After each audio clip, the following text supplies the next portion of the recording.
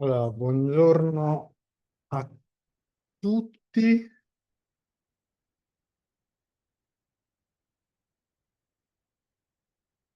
Questo non faccio. Buongiorno a tutti. Siamo in una delle attività che si iscrive all'interno del programma di dottorato. Oggi abbiamo due colleghe della Università di Valparaíso, Cile. Sono due colleghe che da lungo tempo studiano i temi dell'infanzia e dell'adolescenza, con i quali abbiamo condiviso in materia di infanzia e adolescenza anche l'esperienza dell'ultimo congresso mondiale sui diritti dell'infanzia e dell'adolescenza che abbiamo avuto lo scorso anno, peraltro in Italia. E oggi ci presentano un tema di particolare interesse che è collegato tecnicamente alle modalità di ascolto dei bambini, bambine, adolescenti, e quindi fondamentalmente il diritto a essere ascoltati. Questo diritto a essere ascoltati che anche la legislazione italiana, che proviene ovviamente dalla Convenzione Legge Nuova York dei diritti del fanciullo, che in diversa misura viene proiettato. Il problema è che l'ascolto di bambine e bambini adolescenti spesso è decorativo, come dico io. Il tema della decoratività lo rende particolarmente complesso perché significa inefficacia sostanzialmente di un diritto. Loro ci presentano un po' quella che è l'esperienza in questo momento in Cile come un'esperienza comparata dalla quale possiamo sicuramente apprendere qualcosa. Per un tema di cortesia, presento le colleghe nella lingua che a loro appartiene. Así que para mí es un verdadero placer darle la bienvenida a Elena y Sara Salum, que son compañeras, amigas de la Amistad de Valparaíso, Chile, con las que hemos compartido momentos muy importantes a la hora de hacer efectivos los derechos de la infancia y de la adolescencia, y nos presentan dos ponencias que están relacionadas con la escucha y la exploración de, aquí diríamos menores, más o menos, ya sabemos que estamos haciendo referencia, porque aquí en España estamos acostumbrados, aquí en Italia, estamos acostumbrados a hablar de niños, niñas, adolescentes como menores o menor, aunque en toda América ya esto es totalmente abandonada. Y lo digo también para vosotros, para que podáis entender que para superar un poco el tema del menor, que conlleva un montón de problemas a la hora de su percepción social, económica y cultural, ya ha sido totalmente superada, e incluso creo que está básicamente casi prohibido hablar de menor y todo se sustituye con niños, niñas y adolescentes. Así que, nada, sin quitar tiempo más a las ponencias, voy a dar paso a la primera que tendrá el uso de la palabra es la doctora Sara Salum, que está a mi derecha, mi mano derecha. Y luego, a continuación, la ponencia de Elena Salum. Yo diría que cada una tiene más o menos media hora para desarrollar su ponencia, para que luego tendremos un turno de preguntas de media hora para ver si podamos aclarar. Si hay ningún problema, yo me pongo en una traducción sin ningún problema. Así que sin más dilaciones y volviendo a dar las gracias a Sara y Elena por estar aquí en España, en Italia. eh, con nosotros la primera ponencia, que sería la participación en los tribunales de familia, la voz de niños, niñas y adolescentes a través de mecanismos de participación judicial. Así que muchísimas gracias. Tienes una palabra. Muchas gracias, Jenso. Buonasera a tutti. Muchas gracias por la invitación y tener la posibilidad de compartir con ustedes las investigaciones que junto a Elena hemos estado desarrollando en los últimos 10 años en relación, en mi caso, al derecho a ser oído. Como decía Vincenzo en un inicio, en Chile ya hace casi 20 años que no se habla de menores. Nosotros ya superamos el paradigma tutelar y ahora todas las políticas públicas y todas las medidas que se toman están en relación a el enfoque de derecho y entender a los niños, niñas y adolescentes como sujetos de derecho. ¿Ya? La investigación que yo quiero compartir hoy día es la última investigación que realizamos y que es una investigación de carácter interdisciplinar, cualitativa, y que utiliza dos técnicas de investigación fundamentalmente. ¿Puedes avanzar un poquito más, Vincenzo?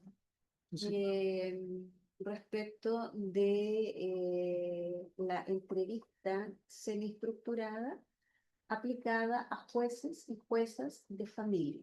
¿Ya? Entonces, esta investigación surge a partir de la aplicación de técnicas cualitativas para poder levantar o explicar cómo se aplica el derecho a ser oído en tribunales de familia chilenos, considerando el actuar de los jueces, eh, para poder conocer cómo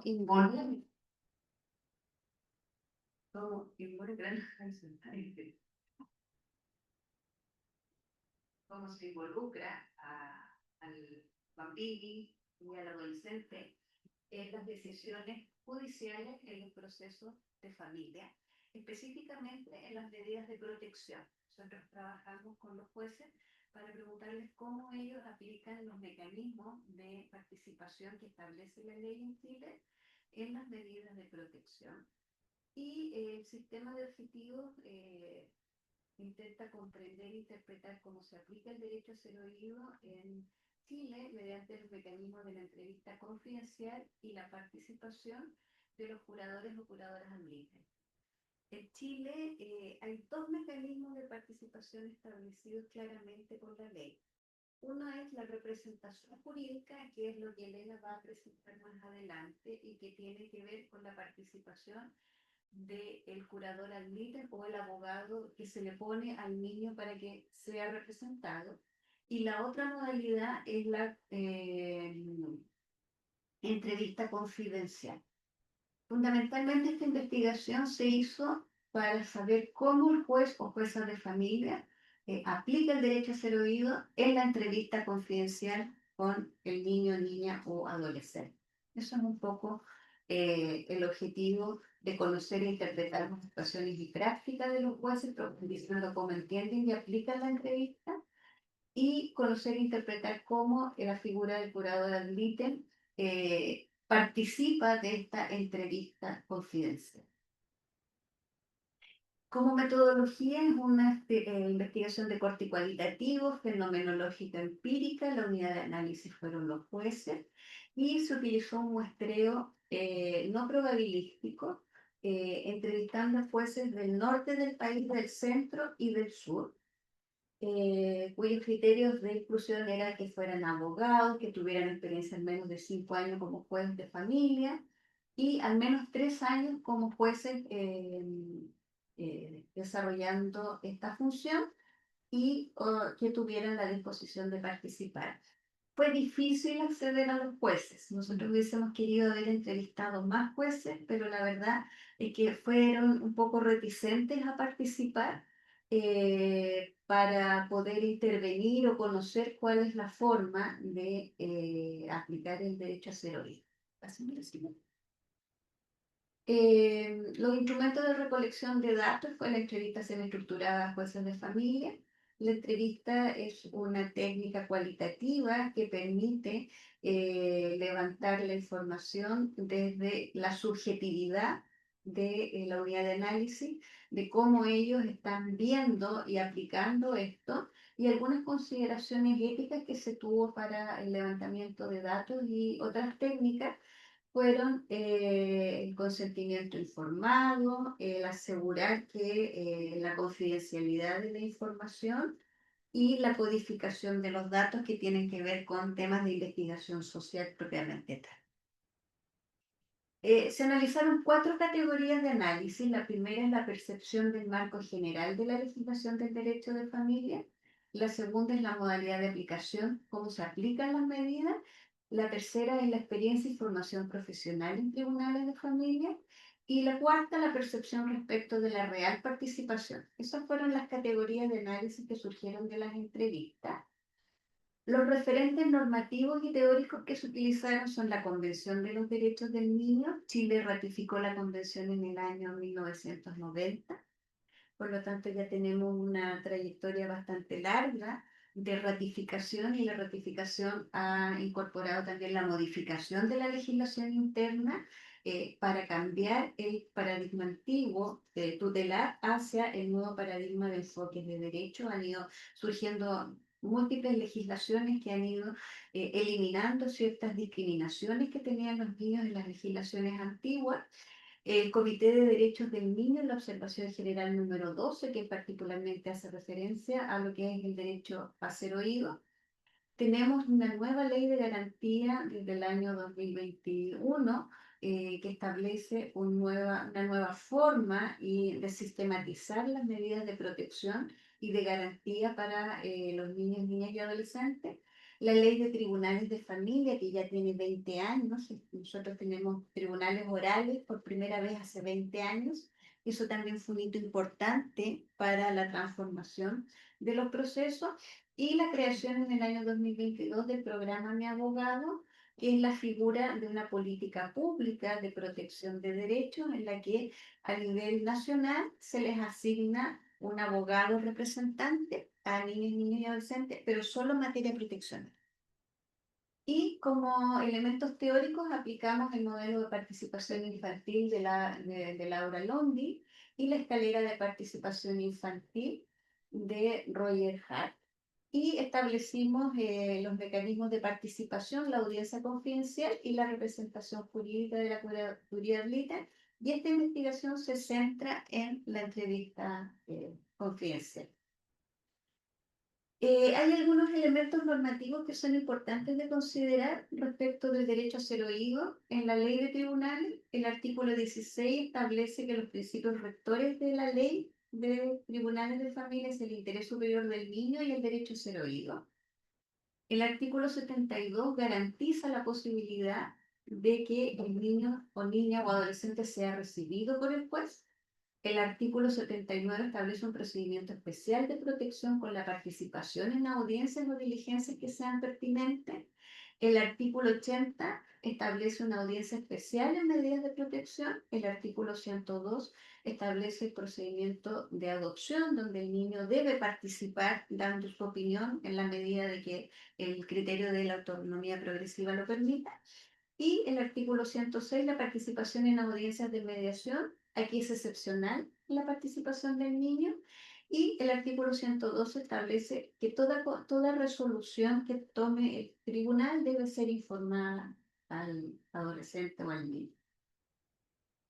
Nosotros aplicamos el modelo de Laura Lundi, que establece 4 elementos para determinar la participación infantil. Es un modelo que se estableció en Irlanda. Laura Lundi lo establece y identifica cuatro factores para poder determinar cuál es el nivel de participación de los niños. Describe lo que se denomina el espacio donde los niños, niñas y adolescentes deben tener las oportunidades seguras e inclusivas para expresar el punto de vista en el proceso judicial que lo atañe. La voz, otro factor, es que deben recibir facilidades para expresar sus puntos de vista. El tercer factor es la audiencia, entendido no como la entrevista, sino que esta audiencia sea escuchada en sus puntos de vista, no solamente un acto decorativo, sino que sus planteamientos sean recogidos. Y finalmente plantea la influencia, y se debe actuar en consecuencia según sea apropiado. Estos 4 elementos permiten establecer y articular el artículo 12 de la Convención de Derechos que pretende centrar la interrelación para dar una facilidad de la participación de los niños y los jóvenes en las tomas de decisiones en general. Nosotros tomamos este modelo y lo aplicamos a las tomas de decisiones judiciales. Y un segundo elemento teórico que aplicamos fue el modelo de participación infantil de Roger Hart, que establece una escalera de participación. Este modelo surge en la década de 1960, cuando Trevor Arsten elabora la escalera de participación ciudadana basada en 8 escalones. Esto es una participación ciudadana general. Luego, en el año 92, Roger Hart adapta para UNICEF este modelo, centrándolo en la participación infantil. Y esta adaptación nos permite poder comprender las relaciones entre los adultos y los niños como un proceso participativo específico, pudiendo identificar el grado de participación en base a estos 2 modelos. Esta escala establece 8 peldaños aplicados a los niños. Los 3 primeros se denominan la manipulación, la decoración, la participación simbólica. La manipulación es la utilización de dibujos, la utilización de los niños sin que ellos entiendan por qué están en el proceso, por qué están participando. Lo que se denomina el nivel de decoración, los niños participan de forma figurativa, asistiendo, pero no tienen ninguna participación relevante. Y un tercer escalón es la participación simbólica, donde se elige al niño en un evento, pero sus ideas no son tomadas en cuenta o no tienen la oportunidad de interactuar con otros. Esos 3 escalones para Hart implica una falsa participación o una no participación. Luego establece otros tipos de participación como participantes asignados pero informados. Cuando los niños, por ejemplo, se llevan a ciertas actividades, se les lleva como representantes, pero no entienden para qué están en esa actividad. Iniciar el quinto paso es las consultas informadas. Por ejemplo, en Chile se aplican mucho los cabildos, se les pregunta la opinión a los niños, pero eso no lleva a nada porque queda en el escritorio, pero no se recoge realmente la participación. Luego tenemos un sexto nivel de iniciado por los adultos, donde las decisiones son compartidas. El séptimo, una participación iniciada y dirigida por los niños, inician la participación y la dirigen los niños. Y finalmente, el último paso o el más alto es la participación iniciada, donde las decisiones son compartidas por los niños. Esa es la escalera de dar para una participación general. Nosotros aplicamos acá los grados de participación en los resultados. Y de acuerdo a las categorías de análisis que nosotros planteamos, de acuerdo a la percepción del marco general de la legislación de familia, algunos relatos que encontramos, el que el juez número 1, por ejemplo, establece que las leyes establecen mayores garantías para los niños, niñas y adolescentes en la protección, pero los mecanismos son los mismos, no se amplían los actores. ¿Sí? Tenemos nueva legislación, nuevas leyes, pero no hay nuevos mecanismos, salvo la entrevista confidencial, el curador admite, y algunas formas de participación, pero que el juez no las recoge. Un segundo, el juez número 4 plantea que existe un avance importante en la promulgación de la nueva ley de garantías y derechos y plantea que tenemos nuevas herramientas. Esta categoría es evaluada de manera positiva respecto de que los jueces señalan sentir que hay un mejor respaldo jurídico para la toma de decisiones. Cuando pasamos a la categoría de análisis 2 en cómo se aplica, aquí tenemos problemas. Porque una cosa es que la ley reconozca los mecanismos y otra que facilite realmente la participación. Y acá nosotros encontramos una falta de innovación y búsqueda de nuevas estrategias de carácter interdisciplinar. Las modalidades de aplicación, el juez número 2 plantea, son tradicionales y de acuerdo a la ley. No aplico innovaciones ya que no me siento preparada para cambiar.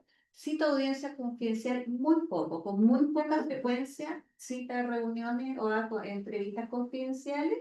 Y cuando lo hace, quien pregunta es el consejero técnico, que es un operador que le asesora, y participa el curador ad litem. Cuando la ley establece que la entrevista confidencial es entre el niño y el juez número 4 plantea, yo siempre escucho al niño, niña o adolescente, pero no tengo la capacidad de interpretar lo que realmente necesita.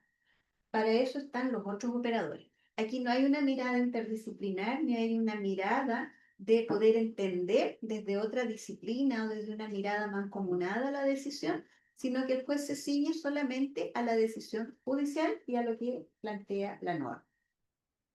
La categoría de análisis número 3, experiencia y formación en materia de tribunales de familia. Todos los jueces nos entregaron un reporte en el que sienten que no tienen formación para entrevistar niños, se sienten incómodos frente a los niños y los adolescentes. Y mientras más grandes es más fácil, pero mientras más pequeños evitan entrevistar los niños, niñas y adolescentes. El juez 2 nos dice, yo no tengo la formación, no sé interpretarlo, no tengo herramientas para objetivarlo, podría ser incluso un sesgo de confirmación si yo participo. Falta de conocimiento y uso de estrategias para escucha activa. El mismo juez nos dice, yo los recibo, los conozco, nos sentamos, les pregunto nombre, edad, para que se sienta partícipe, conozca lo que nosotros estamos haciendo, pero tengo una limitación, no sé qué más hacer con él. Aparte preguntarle en qué se entretiene, qué es lo que quiere hacer, etc. Por ejemplo, puede dibujar, que reconozca quién dibujó, pero con base a eso no tengo experiencia o conocimiento técnico para sacar una conclusión. Pues no tiene la capacidad y tampoco tiene el interés de hacerlo. La última categoría de análisis, la participación restringida de acuerdo a la ley, el juez número 1 dice, yo soy de la idea que solo cuando sea necesario se le pregunta, siempre y cuando el niño lo pida. ¿Ya? Así la participación no es obligatoria, es voluntaria, eso me parece bien, no puede ir obligado, pero es limitado siempre y cuando los adultos, el juez, el representante considere que debe participar. No es una participación espontánea de acuerdo a cómo lo interpreta este juez. En el proceso yo veo que es porque hay niños que derechamente no quieren venir.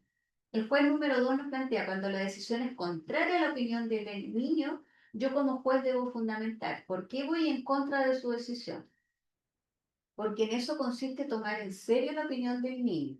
El estándar de fundamentación del juez que va en contra de la opinión es más alto del juez que fundamenta la opinión del niño. Pero aún así, cuando el estándar es más alto, prefieren no citarlo a audiencia confidencial. El juez número 3 plantea, podemos tener una sala Gesell, ¿se llaman Gesell acá? ¿Sala doble espejo? No, ¿No tienen? no tenemos doble espejo. O sea, ¿No? Bueno, en Chile tenemos sala doble espejo, donde debe ingresar el juez a la sala. la tenemos en la ficción aquí. Hay muchas películas con la doble espejo. No las usan porque les queda lejos del despacho, no quieren caminar, pero además cuando ingresan a la sala se quedan tras el espejo. La ley plantea el principio de inmediación, que tiene que estar presente. Entonces delegan en otros profesionales operadores del sistema. Y si sigo preguntando en forma inductiva o haciendo preguntas cerradas, lo pongo en una encrucijada y tal vez voy a hacer daño. Aquí está un poco la argumentación de que prefiero no citar a la audiencia para no victimizarlo. Y eso es una negación de su derecho, ¿ya? Porque el niño tiene derecho a ser escuchado y a plantear su opinión. Bueno, en conclusión, un poco rápido, pero para llegar un poco a las conclusiones. Recuerdo respecto del modelo de Laura Lundi, el factor espacio en los ámbitos judiciales no se logra un espacio adecuado y seguro para la participación dada la renuencia de realizar audiencias confidenciales con frecuencia. Cuando se realizan, no se utilizan las salas Gesell y con frecuencia se realizan en la misma sala o despacho donde está la audiencia. De acuerdo al segundo factor, audiencia, se deben escuchar los puntos de vista. Esto es lo que plantea el modelo. La investigación arroja que esto depende más bien de factores personales asociados a la capacidad personal y capacitación del juez, más que una correcta aplicación de las indicaciones de la convención. El cuarto factor, el factor voz, que se entiende como entregar facilidades para que exprese su opinión. Existen avances en la incorporación en la voz de los procesos judiciales, las salas Gesell han avanzado, hay programas especializados de representación jurídica, que es el que va a ver Elena más adelante, pero estos continúan siendo subutilizados y mediatizados la voz a través del adulto. Es el adulto, el curador al ítem, el que interpreta lo que dice el niño. Y si es que el curador al ítem se juntó con el niño, porque muchas veces leen el expediente. Y en cuanto al factor influencia, se puede actuar en consecuencia, según sea apropiado. Aquí se observa que la participación es más bien simbólica, que era lo que partíamos planteando, y decorativa, ya que no se toma su opinión, existe confusión entre lo que es el interés manifiesto, lo que el niño manifiesta en la entrevista, lo que desea y la interpretación jurídica del juez respecto del derecho a ser oído. Es decir, muchas veces dicen, yo no puedo hacer lo que el niño quiera, ese es el interés manifiesto, pero falta la reflexión respecto a qué hay bajo ese interés manifiesto para tomar en cuenta en la toma de decisión o en la sentencia que pues va a realizar en una interpretación de carácter dogmático. Y finalmente, dentro de lo que es el nivel de participación infantil de Roger Hart, nosotros encontramos que las respuestas, que son muy breves, las que tenemos en los extractos, se inscriben dentro de la escalera de Hart, dentro de lo que se entiende como el nivel de falsa participación o no participación. Porque nos encontramos con un nivel de manipulación. Aquí la participación responde a interés de otros. El niño se presenta en la audiencia cuando otros deciden que debe presentarse. Es muy raro que se acceda a entrevistar a un niño. Hay jueces que lo hacen, pero no es la generalidad, ¿ya? Y especialmente se presentan cuando los adultos están en conflicto y no necesariamente vienen para satisfacer sus propios intereses. Vemos un segundo nivel que, de acuerdo a Hart, es la participación decorativa. Los niños participan de forma figurativa en el proceso solo cuando es absolutamente necesario y la ley lo permite. Son muy pocos los jueces que plantean recibir al niño si es que el niño lo pide o que el juez quiere entrevistarlo porque le da curiosidad saber qué piensa o cómo se siente. Y el tercer nivel de participación, que es un poquito más alto, es el nivel de participación simbólica, donde el niño adolescente en audiencia confidencial participa, pero pocas veces su opinión es tenida en cuenta. ¿Sí? Son muy pocos, existen fallos, pero son muy pocos los fallos en los cuales se hace carne lo que es la opinión, el deseo, la necesidad o el interés del niño, y se alude a que lo que puede decir el niño es riesgoso y prima el interés superior del niño, donde chocan ciertos derechos, donde hay colisión de derechos respecto de que el niño sí tiene la facultad de ser escuchado. Eso es un poco lo que nosotros encontramos en nuestra investigación.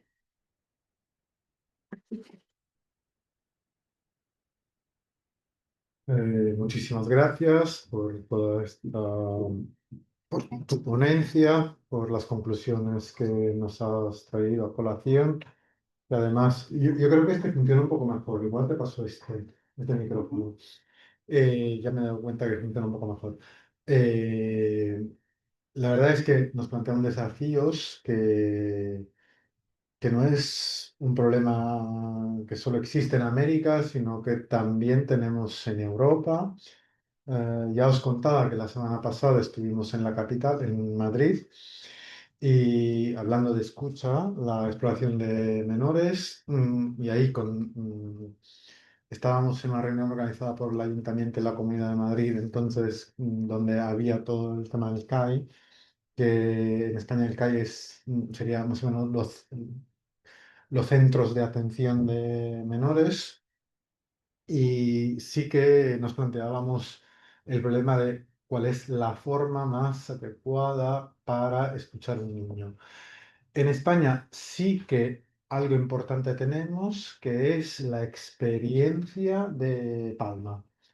En la isla de Palma, las Canarias, tenemos un juez que es extraordinario, que ha cambiado todo su juzgado y lo ha hecho a medida de niños para que ahí que entraría el tema del espacio. Claro. Y la verdad es que es un proyecto piloto fenomenal, que pero no tiene cabida en el resto de España, porque en el resto de España no tenemos la posibilidad de adecuar todos los juzgados.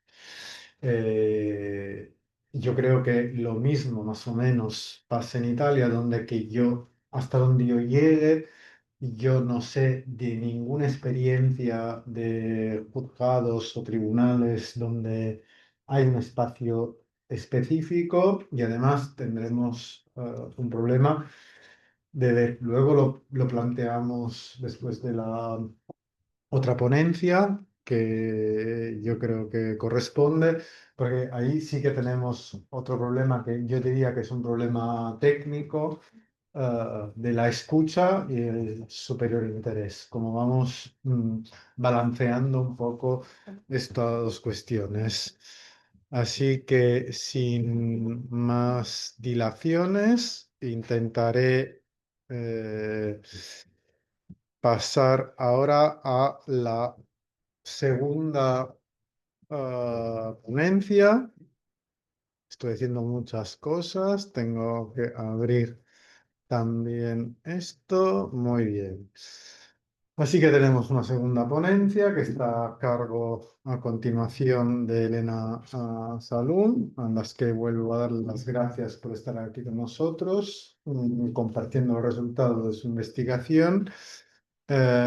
Aquí ya nos movemos en un sector que está un poco diferente, siempre relacionado con el tema de la escucha y la exploración de niños, niñas y adolescentes, que es la interdisciplinariedad en la representación legal de niños y adolescentes en Chile. Aquí sí que ya tenemos una experiencia un poco más consolidada con la figura del curador especial. En Italia también se llama curatore speciale per i minori. eh, lo que en España sería el defensor judicial, básicamente, que es la figura correspondiente, más o menos. Así que muchísimas gracias y tienes el uso de la palabra. Bueno, Esto funciona un poco mejor. sí. Buenas tardes, un placer estar acá y agradecer nuevamente al profesor Vincenzo por la invitación. Bueno, como les decía Vincenzo, el tema que yo voy a presentar es básicamente la interdisciplinariedad en la representación jurídica de niños, niñas y adolescentes en Chile.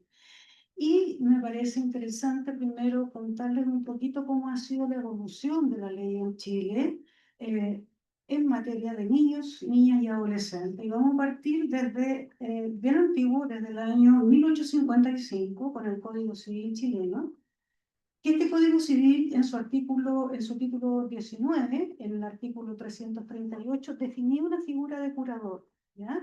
Y la definía como aquellos que no pueden dirigirse a sí mismos o administrar sus negocios y que no se hallan bajo potestad del padre o la madre. Pero esta figura del año 1855 no contemplaba una figura de curador de niños y niñas, obviamente, sino que se refería a la tutela y a la curaduría. Y la tutela era por los niños que eran impúberes y la curaduría era de aquellos niños menores, digamos, que eran ya púberes, pero que no llegaban hasta los 25 años, que en esa época era considerada la mayoría de edad en Chile, ¿ya? Después, en 1912, la primera década, ¿no es cierto?, del siglo XX, empezamos con una ley que es la protección a la infancia desvalida.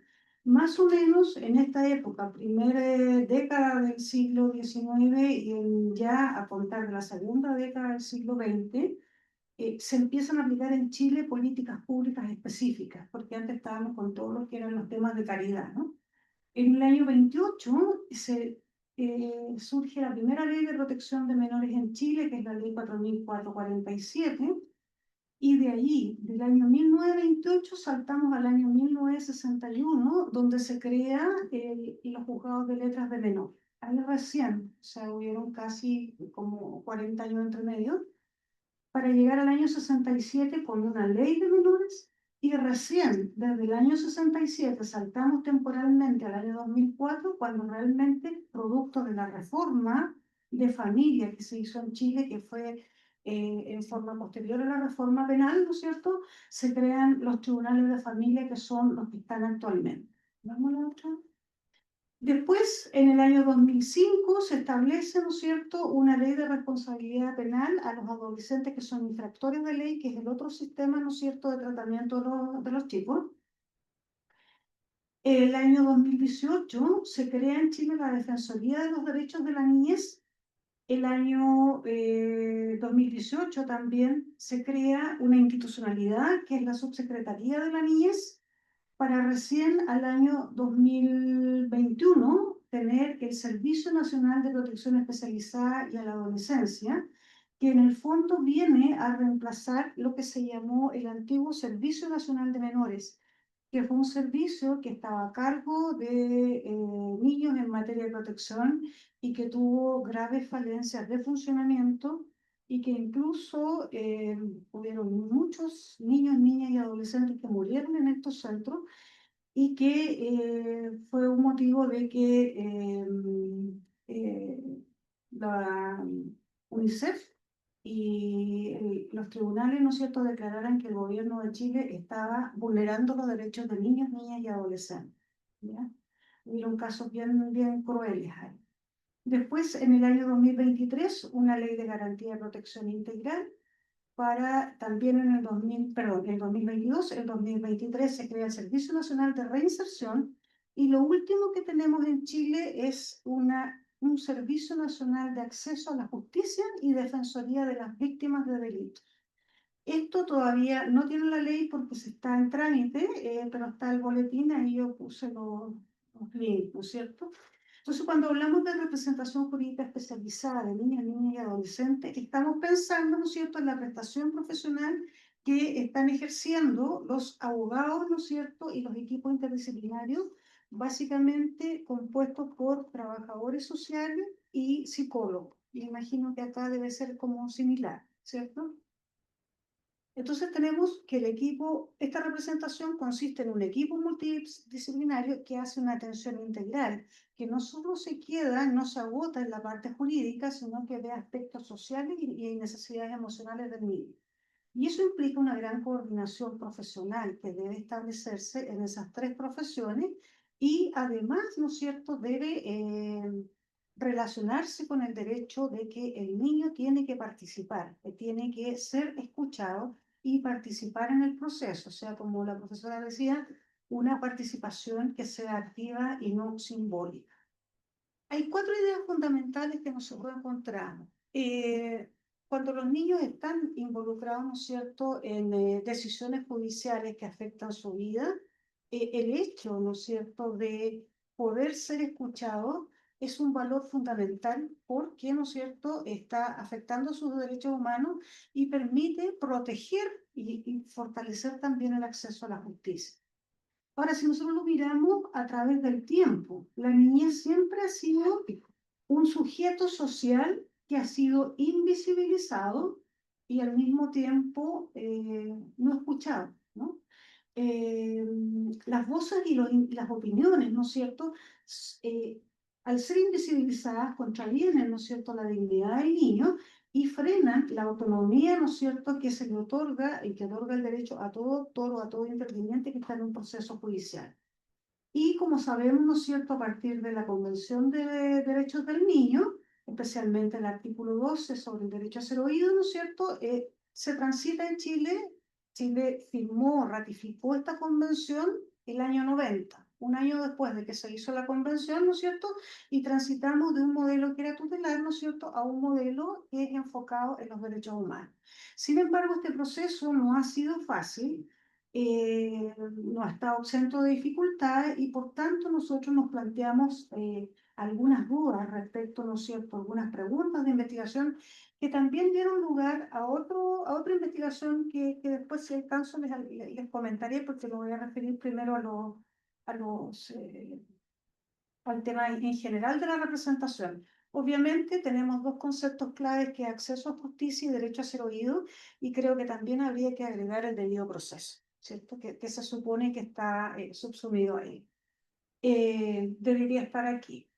Pero ¿qué significa para nosotros mirándolo desde una perspectiva interdisciplinaria? El acceso a la justicia es ser efectivamente escuchados, es el ser tratados con imparcialidad y es recibir del Estado un trato que no solo, ¿no es cierto?, repara el daño sufrido, sino que evite que ese daño se vuelva a repetir.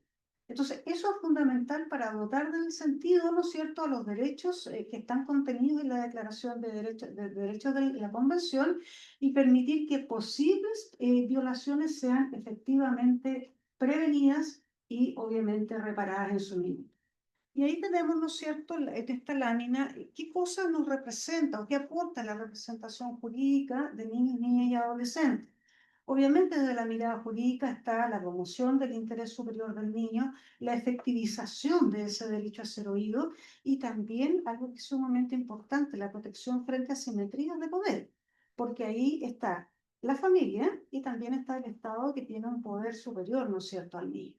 Desde una mirada institucional, ¿qué aporta, ¿no es cierto?, la materialización del paradigma de protección integral? La prevención, ¿no es cierto?, de la revictimización institucional y también la profesionalización del sistema de justicia, porque siempre nos está exigiendo un cuerpo de profesionales que estén formados y especializados en la atención de niños, niñas y adolescentes, que como lo comentó Sara, en Chile no siempre se da.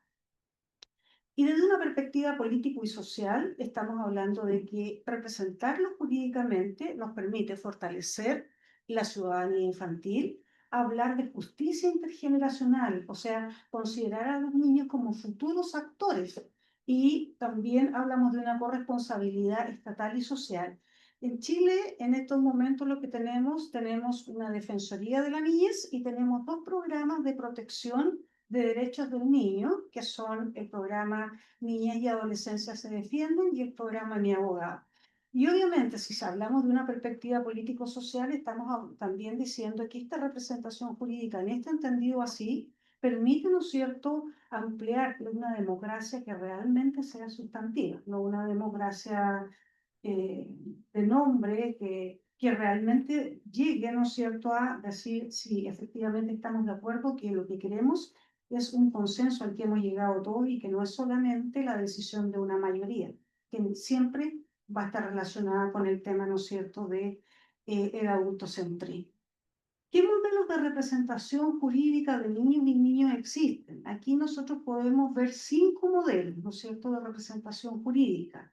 Está el modelo del abogado del niño, ¿no es cierto?, que es un abogado que defiende al niño y defiende sus intereses, y este abogado, ¿no es cierto?, actúa y visualiza al niño como cliente. Entonces el abogado tiene que hacer lo que el niño le pide, ¿ya? En segundo lugar, tenemos este modelo que todos ustedes ya conocen, ¿no es cierto?, como nos decía Vincenzo, que es el representante del interés superior o el guardián ad litem, ¿no es cierto?, que es una persona, generalmente es un profesional abogado, que vela por los intereses del niño, niña y adolescente ante el tribunal y que sigue la lógica del interés superior del niño. Eso es lo más relevante. Y se opone a la mirada, ¿no es cierto?, del modelo anterior que visualiza al niño como cliente.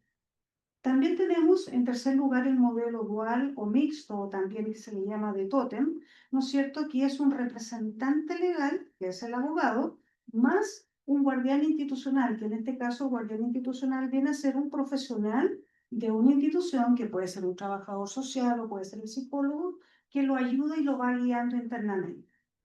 ¿Ya? Después tenemos, ¿no es cierto?, el modelo del defensor, de la defensoría no jurídica, que en este caso es un profesional que podría ser, en la mayoría de las veces, un trabajador social que asume la defensa de ese niño, pero que no es abogado. Y finalmente, ¿no es cierto?, el abogado interdisciplinario, y aquí hay modelos integrales de defensa, que uno de ellos es, por ejemplo, el modelo del Barnaus, que lo vamos a ver en un minutito más. Pero estos son como los modelos que hay, y obviamente también está la figura de la defensoría, que no es una representación jurídica propiamente tal, sino que lo que hace una defensoría, ¿no es cierto?, es visualizar, exponer, hacer estudios, investigar sobre la situación de niños, niñas y adolescentes en el país, pero no tiene la función de representación jurídica. ¿Ya? En Italia sería el garante, la defensoría. Claro. Las buenas prácticas de representación jurídica, la que nosotros podríamos mirar, por ejemplo, como referentes en Chile, la siguiente es el CAFCAS. No sé si han oído ustedes hablar del CAFCAS. Es un servicio de asesoramiento y apoyo al Tribunal de la Infancia y Familia. Está creado en Inglaterra el año 2001 y se centra también, ¿no es cierto?, en el interés superior del niño, especialmente en casos de maltrato, negligencia, disputas familiares. Asesora al Tribunal de Familia, representa a los niños mediante tutores especializados, supervisa y apoya a la familia y va recopilando y gestionando datos. Interviene en dos formas. Cuando las autoridades locales solicitan, por ejemplo, retirar a un niño de su hogar por riesgo de daño significativo que sea visible. Y por otro lado, participa en disputas cuando los padres están disputando la custodia, las visitas o el bienestar cuando hay una separación o un divorcio. Este es desde el año 2001, igual tiene algunas falencias, pero también tenemos el segundo modelo, que es el modelo del Barnahus. El Barnahus, o su nombre, es un modelo islandés que se creó en el año 98 y significa Casa de los Niños. Y aquí es un modelo de intervención para niños que son víctimas de abuso sexual. Y en este modelo lo que nos hacen es una especie de ventanilla única donde se atiende en un solo lugar, se atiende al niño. Entonces aquí hay una intervención que es de tipo interagencial. Está la policía, están los médicos, están los servicios sociales, está salud, está psicología, están los fiscales. Y ahí, en este, que es del año 1998, surge entonces, en este caso, la entrevista video grabada para los niños que son abusados sexualmente con la finalidad de que no pueda ser revictimizado y no tenga que relatar en distintas ocasiones, ¿no es cierto?, la situación tan grave que le pasó. Y fíjense ustedes que recién la entrevista video grabada en Chile está desde el año 2022, me parece, no más que eso. O sea, eso fue lo que nosotros desde Chile adaptamos de este modelo, pero no da para que en Chile exista en un solo lugar, tampoco dan los medios para que esto se pudiera hacer, por ejemplo, específicamente adaptado a este modelo que aporta o que aborda esta población objetivo que son niños víctimas de violencia. ¿Qué es lo que tenemos de oferta pública en Chile propiamente tal en materia proteccional? Tenemos a través del Ministerio de Justicia y Derechos Humanos, ¿no es cierto? Existen las corporaciones de asistencia judicial que están a lo largo del territorio nacional y que cubren, son 4 y que van cubriendo todo el territorio nacional, y ellas entregan representación jurídica, ¿ya? De 346 comunas o municipios que tiene el país, cubre 293, entonces la cobertura de las corporaciones de asistencia judicial corresponde al 84,6% del territorio nacional. Eso era hasta un mes atrás, ¿ya? Ahora va a cambiar. El primer programa que tenemos se llama Mi Abogado, ¿ya? Es un programa de, volvemos a decir, de protección. Entonces, es defensa jurídica, está bien, esto está equivocado. Entonces, es defensa jurídica especializada y también es independiente. O sea, cuando el curador ad litem que trabaja aquí, también, por ejemplo, pudiera demandar al Estado por, ¿no es cierto?, no cumplir con su rol de garantizar, ¿no es cierto?, de promover y de garantizar los derechos del niño, niña y adolescente. La finalidad de este programa, Mi Abogado, básicamente es volver a recolocar al niño en su familia de origen, ¿ya? Ya sea en la familia de origen, en una familia de acogida o en un proceso de adopción. Y el acceso a servicios. Entonces aquí hay un fuerte elemento de trabajo del intersector al cual se les deriva. El juez, ¿no es cierto?, pide, por ejemplo, un informe psicológico, pide informes médicos, pide informes sociales, ¿no es cierto? Y esos son derivados a distintas instituciones del sector público que deben cumplir. Entonces, el programa Mi Abogado opera ante juzgados de familia, tribunales penales y a otra cualquier instancia. El segundo se llama efectivamente La niñez y la adolescencia se defienden, y aquí lo que hace es atender a niños en todo tipo de causas judiciales y administrativas. La diferencia que tiene en cuanto al equipo, ¿cómo le llaman acá? A la escuadra profesional, no sé si eso está bien, el equipo profesional. El programa Mi Abogado tiene triadas: abogado, psicólogo, asistente social o trabajador social. Y este programa, que es La Niñez y Adolescencia se Defienden, que solamente tiene 3 años, solamente es un abogado y un trabajador social. ¿Ya? Entonces ahí hay un tema, faltó el psicólogo. Ahora, nosotros podemos ver, si lo miramos interdisciplinariamente, ¿no es cierto? Nosotros podemos ver que hay 3 miradas, ¿no es cierto?, de esta representación jurídica especializada. ¿Por qué? Porque en Chile quien lidera, ¿no es cierto?, la representación jurídica es el abogado, es decir, ejercer los mecanismos judiciales y extrajudiciales que sean necesarios, ¿no es cierto?, para restituir o resguardar los derechos del niño, promover la restitución, y él lidera esta estrategia jurídica. La psicología, por su parte, nos aporta un marco de comprensión del daño psicológico que pueda tener el niño y sus necesidades, ¿no es cierto?, terapéuticas, en caso de un trauma complejo o de una vulneración grave. También tiene que evaluar, por ejemplo, la idoneidad de su grupo familiar, ¿no es cierto?, y comprender las dinámicas de apego que puedan o no existir en esa familia y el impacto que esas dinámicas de apego pueden tener en el proceso judicial. Y finalmente, el trabajo social lo que aporta es a la comprensión del contexto sociofamiliar y ambiental. Y básicamente hace el trabajo de coordinación intersectorial. Eso es 3 miradas. Pero fíjense ustedes que estas 3 miradas son miradas que son compartimentalizadas. Y aquí tengo unas narrativas. ¿Qué dice uno de mis abogados entrevistados? Tenemos un marco legal que es la ley de familia. Las medidas que se puedan adoptar en materia de medidas proteccionales es mucho. Finalmente, de lo que el tribunal o como los distintos actores de estas medidas de protección vayan a convencer al tribunal. ¿Qué nos dice un psicólogo? Uno se siente con bastante congruencia en estar recogiendo su interés manifiesto y también como con poder escuchar ciertas sutilezas en sus malestares. Nosotros los psicólogos en el fondo desciframos un poco su malestar y traducimos su molestia. Nosotros parecemos, como yo creo, que dentro de este arbitrario mundo adulto, un poquito menos adverso. Y finalmente, un trabajador social dice, yo vinculo a las redes municipales a los beneficios sociales. Bueno, eso es otra cosa que también hace el trabajo social, la vinculación que uno tiene a los beneficios sociales y a las políticas públicas. Pero también dice, trato de tener una mirada más comprensiva de los casos y ayudar a la familia. ¿Sí?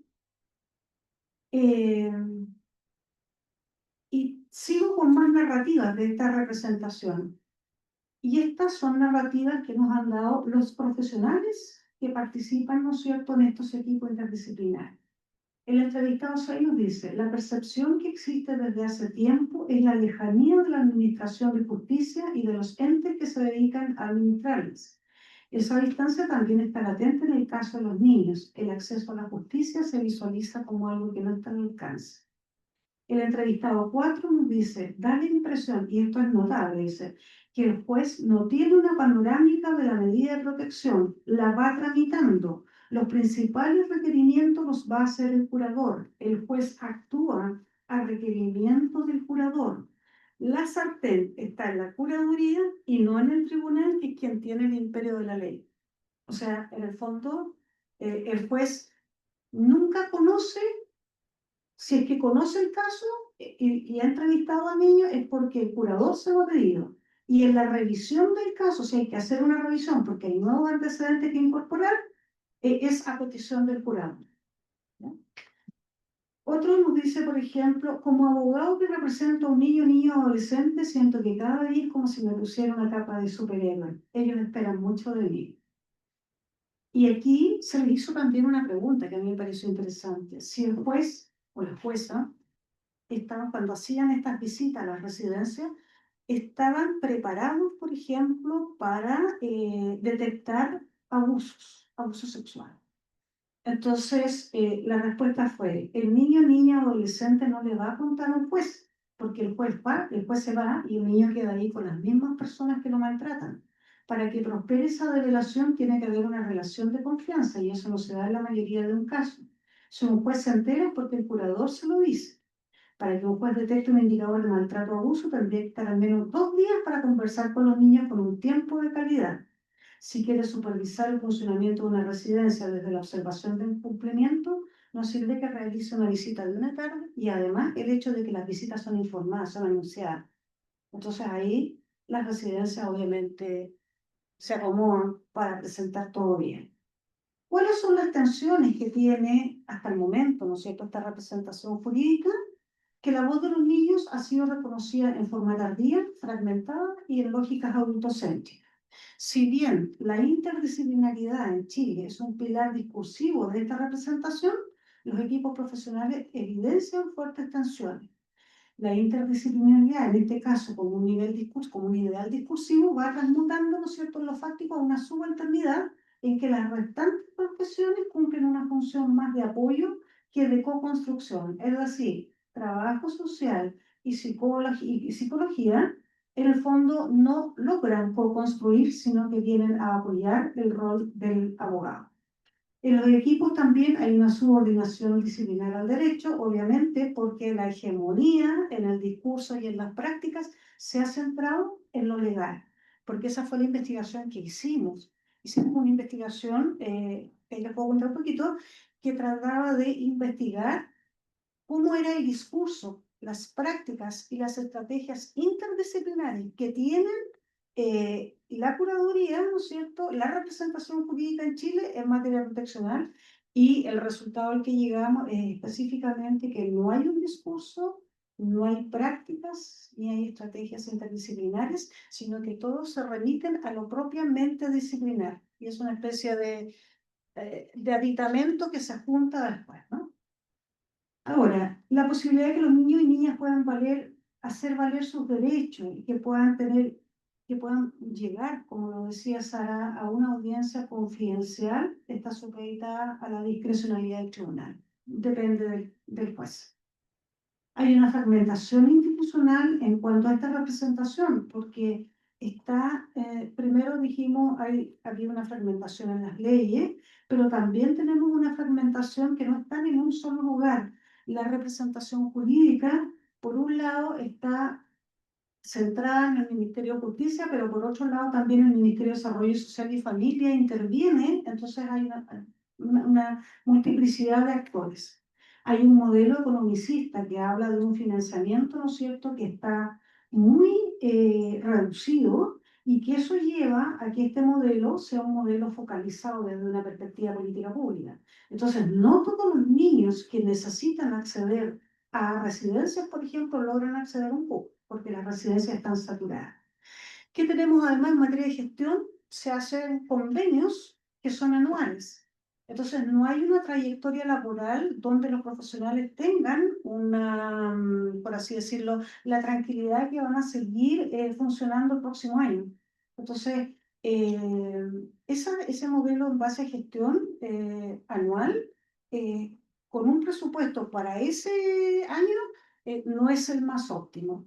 Al mismo tiempo, los lineamientos y las orientaciones técnicas son casi inexistentes. Se suma a lo anterior, ¿no es cierto?, que cuando se calcula el presupuesto, hay una deficiente análisis y estudio de la demanda y proyectar la demanda que se va a requerir para generar los cupos y la cobertura que sea necesaria. Bueno, yo ya les había dicho que hay conformación heterogénea en los dos programas.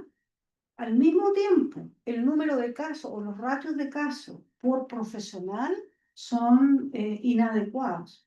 Por ejemplo, en cada dupla, por ejemplo, en el programa Mi Abogado, el abogado ve 60 casos mensuales, en tanto que el trabajador social o trabajadora social y el psicólogo o psicóloga tienen que dar cumplimiento a 180 casos mensuales con visitas, con seguimientos. O sea, ahí hay un tema que también genera tensión, y obviamente yo diría que el más complejo es el agotamiento y la saturación del intersector, que no da para más, no da para más. Una cultura jurídica interna, falta de querer compartir la experiencia entre las distintas grupos de trabajo, entre las duplas. Por ejemplo, hay duplas que han salido a perfeccionarse, han venido acá a Europa, qué sé yo, y cuando llegan no quieren compartir, dicen como que les da como pudor, una cosa bien extraña. No hay un know-how que se pueda compartir. hay una dificultad en desarrollar un trabajo interdisciplinario en 3 profesiones que son disímiles, porque obviamente el abogado está entrenado en su formación para litigar, y litiga solo, individual. En cambio, trabajo social y psicología tienen una formación un poquito más interdisciplinaria. Por lo tanto, cuando se da la interdisciplinaridad, en esta investigación que yo hice, va a depender de la conformación que tengan los equipos, o sea, es algo espúreo también. Por lo tanto, nosotros llegamos a la conclusión que hay una carencia de formación interdisciplinaria a nivel de pre y posgrado para el abordaje de niños, niñas y adolescentes en contextos que sean judiciales. Esa es como nuestra gran conclusión, y esto han sido producto de proyectos de investigación que partieron desde el año 2015 y que lo hemos ido repitiendo, y efectivamente los resultados han sido los mismos. No sé si Sara le podemos comentar, por ejemplo, no hay una diferencia, no hace diferencia en que sea una mujer, no hay una diferencia de género, que la jueza, la magistrada, tenga más disponibilidad a escuchar a un niño que un hombre. Tampoco tiene que ver con la edad, porque entrevistamos jueces del antiguo sistema y entrevistamos a magistrados del nuevo sistema y la mirada es la misma. Entonces, delegan su función en el consejero técnico, que puede ser un profesional de cualquier área de la ciencia social y que le da el informe, pero no escucha en mí cuando la ley se lo exige. ¿Y qué es lo nuevo? Lo nuevo, como yo les comentaba hace poquito, es en alguna medida como el gran salvavidas que se le va a dar a los niños, es este Servicio Nacional de Acceso a la Defensa, a la Justicia y Defensoría de Víctimas de Delitos. ¿Qué es lo que es? Es una política pública que lo que va a hacer es unificar la atención, unificar integralmente, ¿no es cierto?, la atención. Yo aquí les muestro, por ejemplo, se ve un poquito raro, pero es como salió en los medios de comunicación. Aquí a la esquina, cómo sale Congreso, despacha la ley del Servicio Nacional. Esto está en la página, obviamente, del gobierno. Acá está en un diario La Tercera y acá en el diario El Mercurio, que es un diario más de derecha, pero en términos generales fue muy bien recibido por la ciudadanía este proyecto de ley del Servicio Nacional de Acceso a la Justicia. ¿Ya?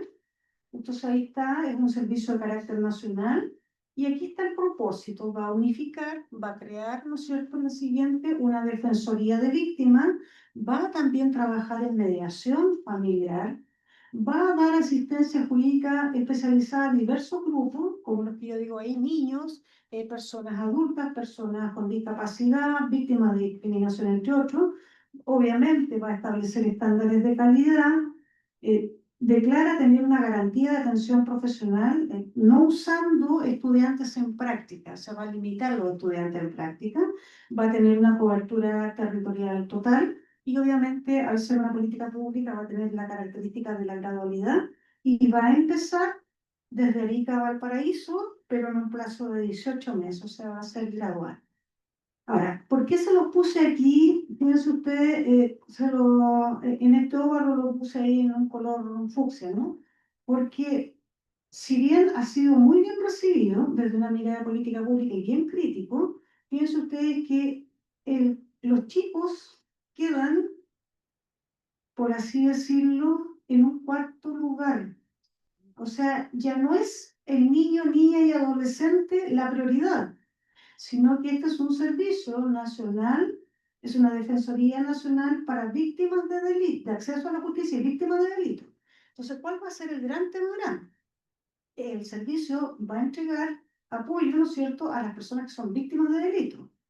Y en Chile, el nivel delictual ha aumentado de una manera impresionante, con delitos que ya no existían antes, como en Chile nunca había habido secuestro extorsivo, secuestro extorsivo con resultado de muerte, el tema de los grupos narcotraficantes, ¿no es cierto?, que tienen ahora a niños, niñas y adolescentes como soldados, era antes una cosa que se veía solo en Colombia.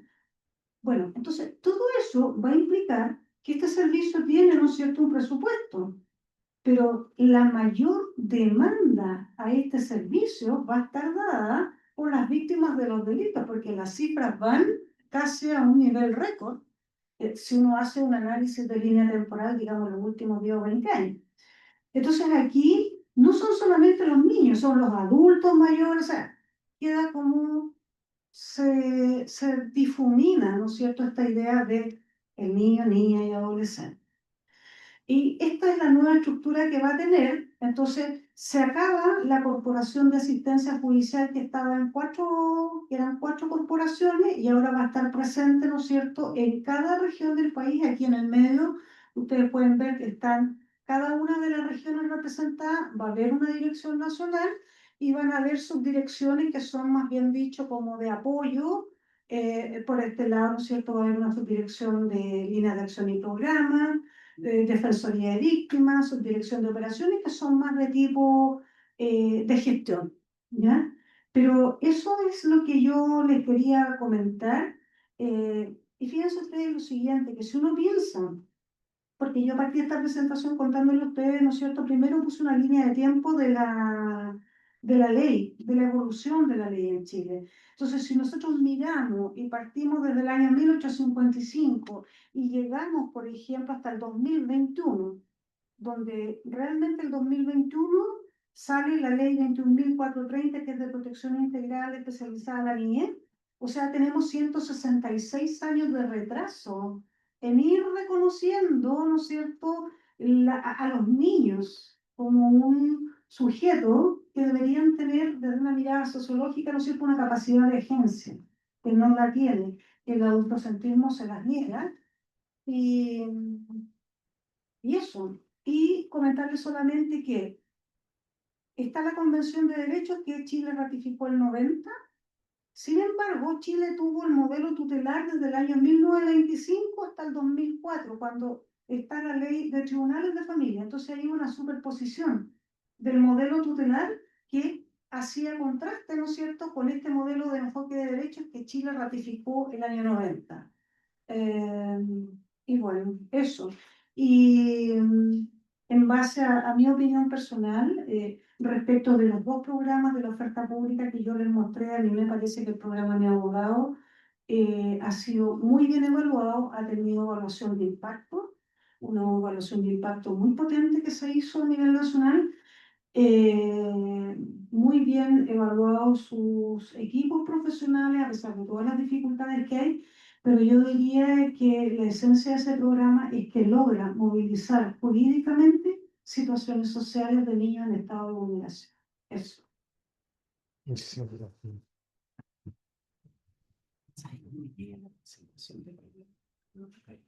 No te preocupes, así que muchísimas gracias a ambas ponentes por sus aportaciones y abrimos un turno de pregunta. El primero en preguntar voy a ser yo, por supuesto. A ver, luego cada uno puede hacer las preguntas que quieran tranquilamente, sin ningún problema. La voy a traducir yo mismo. Mm, El problema que yo encuentro como el principal problema a la hora de la escucha e incluso la representación de niños, niñas y adolescentes, porque son, si queremos, las 2 caras de la misma moneda, eh, es una tensión muy fuerte que hay entre, por un lado, el tema de promocionar la escucha, porque allí está el tema de la autonomía progresiva, y luego balancear esta autonomía progresiva con el mejor interés, que en la convención se dice que tiene que ser primordial. Es que yo creo que las traducciones que luego se hicieron en muchos idiomas, incluso en castellano, se habló de superior, pero es que la verdad es que es primordial, que es algo diferente. Es que en castellano es muy diferente, primordial y mejor. Además, interés igual tendría que ser bienestar. Vamos, no voy a entrar en esto, que es complicado, pero sí. Vamos a escuchar al niño y las cuestiones son 2. Primero, hay niños que no quieren participar. Sí. No quieren, sobre todo cuando estamos delante de conflictos familiares, donde hay que elegir, por ejemplo, la guardia y custodia de niños, y el niño, la niña dice, es que yo quiero a mamá, papá, quiero a papá y papá, quiero a mamá y mamá, es que yo no quiero tomar partido en este momento. Entonces, ahí sí que tendríamos que respetar el derecho del niño a no ser escuchado. Luego sí que hay otra cuestión, que cuando lo vamos a escuchar, tendríamos, por supuesto, que escucharlo de forma que la exploración sea la exploración en la que el niño o la niña se encuentre en una situación cómoda, que esté en un ambiente incluso acogedor, con un grupo profesional que puede entender muchas cosas, que no puede ser solo el de la autoridad judicial, pero luego el tema es que hay decisiones. Igual el niño expresa, manifiesta decisiones, voluntad, deseos, preferencias, que pueden no corresponderse con su mejor interés. Entonces, para que no sea decorativa la escucha, ¿vosotros qué opináis que tendríamos que hacer? Porque, por un lado, tenemos una opinión muy clara y por otro estamos convencidos de que esta opinión, por ejemplo, no es una opinión que se corresponde a su mejor bienestar. Y ahí hay una tensión, porque es verdad que sí tendríamos que escucharle, pero sí también que hay que velar por el interés superior del menor, cosa que no tenemos con los adultos. Así que, ¿qué hacemos en estos casos? Intenta... Se fue. Bueno, esas son situaciones que se plantearon en las entrevistas con los jueces. La resolución que ellos plantean depende también un poco de la idiosincrasia y la cultura del juez que corresponde.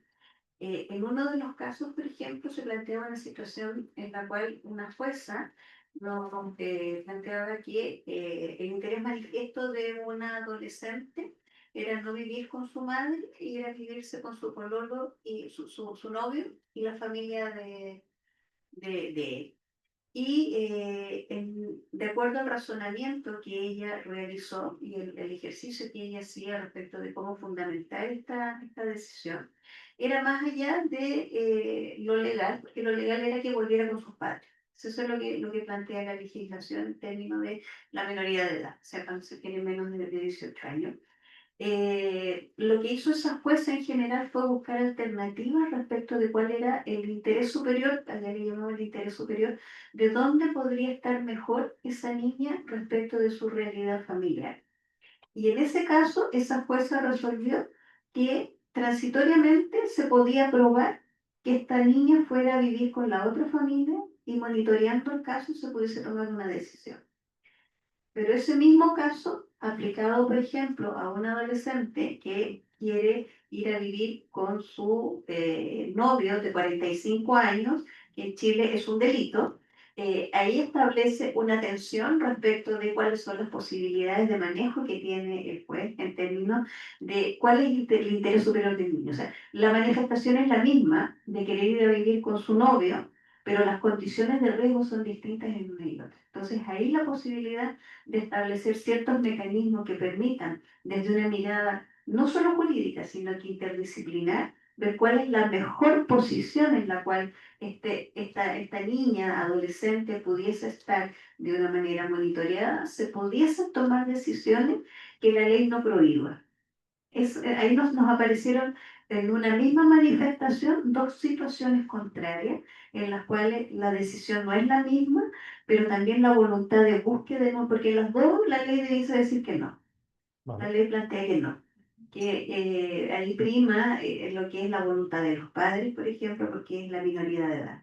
Pero en el caso del adolescente que la jueza no vio un riesgo y que se podía monitorear y pudiese encontrar una familia alternativa, se tomó la decisión y se pudo monitorear y esa decisión fue exitosa. Y en el segundo caso, que era la misma manifestación, ahí porque además la adolescente estaba embarazada y había un delito de violación. Ya, No sé si me explico. muy Y brevemente. desde el punto de vista de los curadores del ítem, el curador siempre en su primera reunión, cuando se asigna el caso, ¿no es cierto? Va la tripleta o la triada, ¿no es cierto? Van a conversar con el niño y después el abogado se va a entrevistar solo con el niño también, con la niña, y el abogado tiene la obligación de enseñarle al niño y explicarle que una cosa es lo que él pida, pero otra cosa es lo que sea realmente factible de que el juez, de acuerdo al derecho, decida. Entonces, sean niños, niñas, adolescentes, el niño ya va prevenido, digamos, de que puede pedir algo, pero que a lo mejor eso no va a ser posible. Por ejemplo, el caso de los niños y niñas que sufren maltrato por parte de su familia de origen. Y, ¿no es cierto?, nosotros sabemos que a pesar de eso, en un caso, los niños van a querer siempre estar con su familia de origen, aunque su familia de origen sea de maltratadora, porque hay un tema ahí, ¿no es cierto?, de dependencia emocional. Entonces, en ese caso, no se puede, pero sí es función del curador al ítem prevenir. Eh, por ejemplo, io vorrei fare qualche domanda. Interessante perché è un sistema molto anche capillare rispetto a quello italiano. È interessante anche la questione del luogo di ascolto del minore, che noi abbiamo sostanzialmente protetto nei casi di incidente probatorio al penale, però comunque sono luoghi che si trovano all'interno dei tribunali, all'interno delle strutture. Sì. In alcune zone d'Italia è stata stipulata una sorta di convenzione tra la Chiesa Cattolica e il Tribunale, per esempio in Sardegna, proprio per favorire dei luoghi che possano ospitare i minori durante la fase dell'ascolto. È una convenzione di cui mi hanno parlato poche settimane fa e che vorrei approfondire. Non so se sia già entrata in vigore, però c'è questa intenzione. E quindi lo spazio diventerebbe, diciamo, gli spazi della chiesa. Neanche adiacente, proprio un altro luogo, proprio per far percepire al minore una maggiore accoglienza, per farlo sentire a suo agio. E quindi questa è una forma di cooperazione anche molto interessante tra la Chiesa e lo Stato. Ecco. Que plantea que acaban de pactar una convención entre la Iglesia y los tribunales, por la que igual la Iglesia pone a disposición de los tribunales espacios, lugares que sean dejados de los tribunales para la exploración y escucha de niños y niñas. Todavía ella no sabe si ya tiene actuación o si todavía estamos en una fase. Además es una comunidad especial que es la comunidad de Cerdeña. Yo no sé si hay otras, pero sí que me parece que es un planteamiento interesante. A ver, que en materia de escucha es verdad que tendríamos, es que a menudo me cuentan, es que no sabemos cómo tenemos que hacer la escucha. Vamos, que es mentira. Que tendríamos que saberlo porque existe la observación general del Comité del Derecho del Niño sobre el artículo 12 en materia de escucha, donde ahí sí que básicamente se establece pautas muy claras sobre cómo hay que hacer la escucha y cuáles son las consecuencias, cuáles son las normas a las que hay que acatar. Luego, sí, podemos debatir todo el tiempo que queramos, que esta no es una fuente del derecho, que tampoco es una interpretación auténtica, pero sí ahí hay pautas muy importantes. Yo creo que desde ahí tendríamos que partir a la hora de implementar un poco el tema de la escucha de niños, niñas y adolescentes. La verdad es que las observaciones generales de los comités, básicamente todos los comités, infancia, personas con discapacidad, derechos sociales y políticos, básicamente no les importan a nadie y están ahí abandonados. Pero la verdad es que existen y que tienen una importancia relevante. Ci sono altre domande? Altre Me gustaría hacer un questioni? comentario. Sì. Realmente el discurso es que no saben, pero técnicamente, por ejemplo, en Chile existe una guía de la Academia Judicial para orientar cómo se debe hacer la audiencia confidencial. Y te va diciendo todo. Y esta guía está hecha Por el Ministerio de Justicia. por el Ministerio de Justicia, el mío ministerio. Y no la manejan, no la conocen y no la aplican. Esto es lo de siempre. Eh, qualcuno di voi ha qualche altra domanda? Abbiamo altri 6 minuti, 7 minuti a disposizione. Posso Sì. una curiosità, perché mi sembra di capire che non esistono quindi casi in cui il minore è obbligato ad esempio a partecipare al processo penale. Eventualmente invece se appunto esistono alcuni casi ad esempio del testimone, soprattutto in questi casi ad esempio violenza domestica, ma in generale qualsiasi in caso appunto dei processi penali, e se quindi eventualmente esistono dei percorsi particolari di assistenza anche psicologica prima e dopo la testimonianza. Tu dici quando non è vittima, quando è testimone? Quando, in entrambi i casi, soprattutto nel testimone, perché quando è vittima, da quanto ho capito, esiste un'assistenza psicologica già per tutelare il minore in generale, ma invece quando magari è testimone, quindi per le persone interessate direttamente. La pregunta es la siguiente. Hay casos en los que niños y niñas no son víctimas, sino que son testigos, por ejemplo, de delitos como puede ser de violencia intrafamiliar o algo, entonces sí que tenemos que escucharles.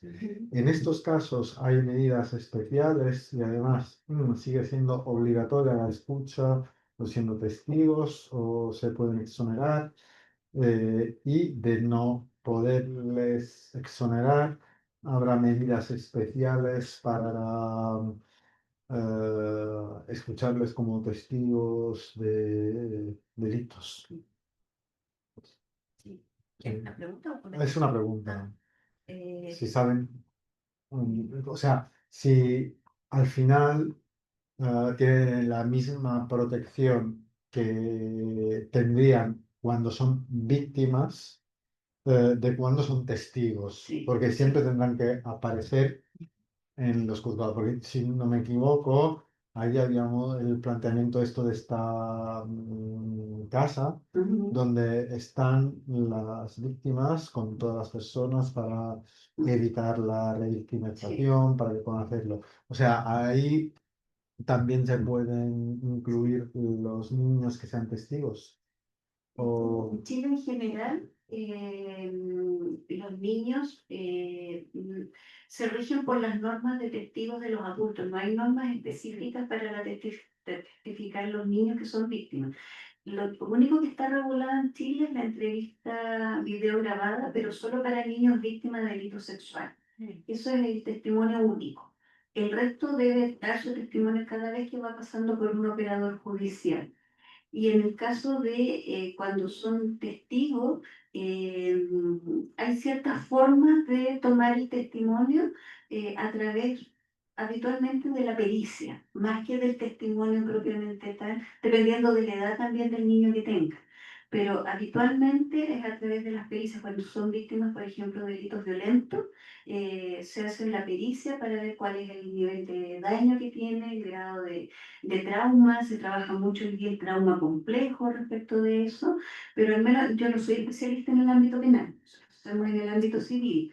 pero no tengo conocimiento de que tengan la obligación de testificar menores de edad. Porque además nosotros tenemos la ley de responsabilidad penal juvenil cuando ellos cometen delitos, que eso es otra cosa. Es- Y en Chile los niños son inimputables. Entonces, ¿Hasta qué edad? ¿Los 14? de 14 a 14. 18 responsables penales. Los 14. De 13 años, 11 meses y 29 inimputables. Inimputable. Lo mismo. Gracias. Esa otra. Muy bien. Podemos dar por cerrado el seminario. Muchísimas gracias a Sara y Elena por la amabilidad de compartir con nosotros sus investigaciones. Muchísimas gracias a vosotros por asistir, a las personas que están conectadas. Darle las gracias y disculparme para no permitirle hacer preguntas, pero las preguntas luego a distancia pueden ser un poco más complicadas. Así que muchísimas gracias y podemos dar por clausura el seminario. Muchas gracias. Le slide,